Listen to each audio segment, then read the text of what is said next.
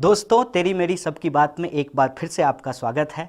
आज हम मन की नहीं काम की बात करेंगे, यानी तेरी मेरी सबकी बात में आज हम रोजगार की बात करें। युवाओं के लिए सबसे बड़ा सवाल यह है कि उन्होंने जो पढ़ाई की है उनकी योग्यता के आधार पे उनको नौकरी मिले, उनको रोजी रोजगार मिले, जिसके आधार पे वो अपने परिवार का भरण पोषण कर सकें, अपने समाज और देश के विकास में अपना योगदान कर सकें। और इसीलिए प्रत्येक चुनाव में रोजगार एक बहुत महत्वपूर्ण सवाल होता है। लेकिन चुनाव के पहले जो पार्टी सरकार में आती है वो रोजगार की बात करती है, लेकिन चुनाव जीतने के बाद वो रोजगार के सवाल को भूल जाती है। यदि हम भाजपा के घोषणा पत्र की बात करें तो भाजपा ने अपने घोषणा पत्र में कहा कि हम 25 करोड़ रोजगार पैदा करेंगे, लेकिन यह 25 करोड़ रोजगार कब तक पैदा किया जाएगा, इसका कोई डेट या इसकी कोई समय सीमा नहीं निर्धारित की गई। मतलब ये है कि हम मंदिर बनाएंगे लेकिन डेट आपको नहीं बताएंगे। और आज की स्थिति ये है कि खुद देश के एक मंत्री कह रहे हैं कि युवाओं को रोजगार मांगना नहीं चाहिए, उनको रोजगार देने की बात करनी चाहिए। और वो यह भी कह रहे हैं कि सरकार का काम रोजगार देना नहीं है। मतलब यह है कि आप बीमार हैं, आप किसी डॉक्टर के पास गए हैं और डॉक्टर आपको यह कह रहा है कि हम आपका इलाज नहीं करेंगे, उल्टे आप हमारा इलाज कर दीजिए। अगर इस देश के अंदर सरकार का काम पैदा करना नहीं है, रोजगार पैदा करना नहीं है, तो क्या इस देश के प्रधानमंत्री का काम फैंसी ड्रेस कंपटीशन में घूमने का है कि अलग अलग देश में जाएं, अलग अलग राज्य में जाएं और वो फैंसी ड्रेस पहन करके अपनी भाषणबाजी करें, अपनी जुमलेबाजी करें?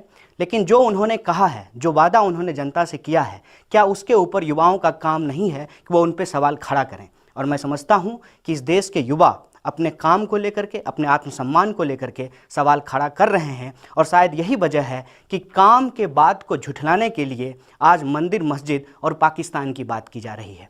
मैं आपके सामने वह बात याद दिलाना चाहता हूं जिसमें प्रधानमंत्री ने स्वयं कहा था कि हम प्रत्येक वर्ष 1 करोड़ रोजगार पैदा करेंगे। लेकिन स्थिति यह है कि प्रत्येक वर्ष 1,35,000 रोजगार भी पैदा नहीं किया गया है। लेबर ब्यूरो के अनुसार जुलाई से लेकर के अक्टूबर के बीच में इस देश की बेरोजगारी दुगनी हुई है। वह 3% से बढ़ करके लगभग 6% हो गया है। हमारे यहाँ एक बात और भी कही जाती है कि भूखे भजन न होए गोपाला। तो पेट भरने के लिए हम कुछ ना कुछ काम जरूर करते हैं, लेकिन लेबर ब्यूरो उन लोगों को जो अपनी योग्यता के आधार पे कमतर कामों को करते हैं उसको बेरोजगार के रूप में शामिल नहीं करती है। यदि उसको छोड़ भी दिया जाए तो भी भारत में बेरोजगारी लगातार बढ़ी है। और बेरोजगारी को दूर करने के लिए जो बड़ी बड़ी योजनाएं सरकार के द्वारा लागू की गई है उसकी स्थिति ये है कि उस पर खर्च तो बहुत हुआ है, लेकिन उससे रोजगार पैदा नहीं हुआ है। यदि हम इस बात का मूल्यांकन करें और सरकार की एक योजना को उठा करके देखें, सरकार ने एक योजना की शुरुआत की जिसका नाम था स्किल इंडिया। हालांकि उस स्किल इंडिया में एस साइलेंट है और उसको पढ़ना चाहिए किल इंडिया। स्किल इंडिया के अंतर्गत 12,000 करोड़ रुपया खर्च किया गया और उससे मात्र 17% लोगों को रोजगार मिला। मतलब 100 लोगों को स्किल बनाने की ट्रेनिंग दी गई, उसमें से मात्र 17 लोगों को रोजगार मिला। ऐसा क्यों हुआ है? ऐसा इसलिए हुआ है कि बाहर में जहां आप पढ़ाई करते हैं, किसी विद्यालय में, किसी विश्वविद्यालय में, और जब आप काम के लिए बाहर निकलते हैं तो बाहर रोजगार है ही नहीं। भारत के अंदर यदि मैं इंजीनियरिंग की बात करूं तो प्रत्येक वर्ष लगभग 5 लाख से ज़्यादा इंजीनियर तैयार होते हैं, लेकिन बाहर में रोजगार की स्थिति ये है कि प्रत्येक वर्ष 1.5 लाख रोजगार भी पैदा नहीं होता है। मतलब ये है कि इस देश के जो इंजीनियर हैं उनको जब नौकरी नहीं मिल रही है तो इस देश के अंदर जो नॉन स्किल्ड लोग हैं, जो नॉन टेक्निकल लोग हैं, उनको नौकरियां कहां से मिलेगी? और उस बात को ही आधार बना करके प्रधानमंत्री जी ने कहा कि हम भारत को डिजिटल करेंगे। मेक इन इंडिया कुल मिला करके यह है कि हम मेक इन इंडिया का नारा लगाएंगे, 12,000 करोड़ रुपया उसके ऊपर खर्च करेंगे। जब भारत में काम देने की बात होगी तो हम भारत में काम किसी भारतीय कंपनी को नहीं देंगे, बल्कि हम वह काम चाइना को दे देंगे। इसका 2 एग्जाम्पल मैं आपको देना चाहता हूं कि अभी सरदार वल्लभ भाई पटेल के नाम पे एक यूनिटी ऑफ स्टैच्यू को बनाने की कोशिश कर रही है सरकार। वह काम लगातार हो रहा है और सार्वजनिक क्षेत्र की कंपनियों ने उसके लिए अनुदान दिया है, उसके लिए चंदा दिया है। ये बहुत अच्छी बात है कि सरदार पटेल की मूर्ति बनाई जा रही है, लेकिन उस मूर्ति को बनाने के लिए किसी भारतीय कंपनी को टेंडर नहीं दिया गया है। उस कंपनी को बनाने के लिए एक चाइनीज कंपनी को टेंडर दिया गया है। और भारत के कोई भी मूर्तिकार सरकार के नज़र में योग्य नहीं है और मेक इन इंडिया के तहत कोई इंडियन इतना योग्य नहीं है जो सरदार पटेल की मूर्ति बना सके। इसके साथ साथ नागपुर में अभी एक मेट्रो की शुरुआत की गई है। उस मेट्रो को बनाने का काम भी भारत को नहीं दिया गया है, भारत की किसी कंपनी को नहीं दिया गया है, वो चाइनीज कंपनी को दिया गया है। जब डिमोनेटाइजेशन किया गया तो सरकार ने कहा कि इसका उद्देश्य ये है कि हम डिजिटल करेंसी की शुरुआत करना चाहते हैं, और डिजिटल करेंसी के नाम पे पीएम ने पेटीएम का प्रचार किया। सवाल ये है कि पेटीएम में भी 40% शेयर जो है वो चाइना की कंपनी का है। स्थिति यह है कि make in India made in India से अलग है। मेड इन इंडिया से मेक इन इंडिया अलग इस रूप में है कि किसी भी भारतीय कंपनी के साथ विदेशी कंपनी का बिना किसी समझौता का वो यहाँ पे आएंगे, अपनी कंपनी लगाएंगे, अपनी टेक्नोलॉजी हमको नहीं देंगे।